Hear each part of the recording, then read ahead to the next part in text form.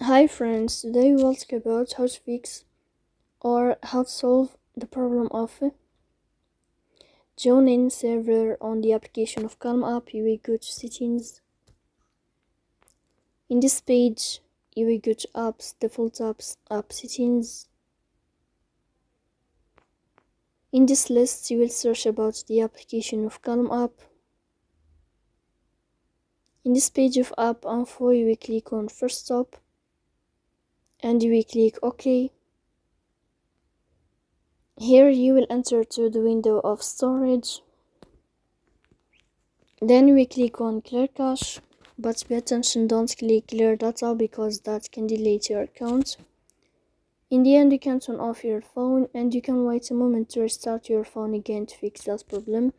So please don't forget to support us by like and subscribe. See you next time in another video.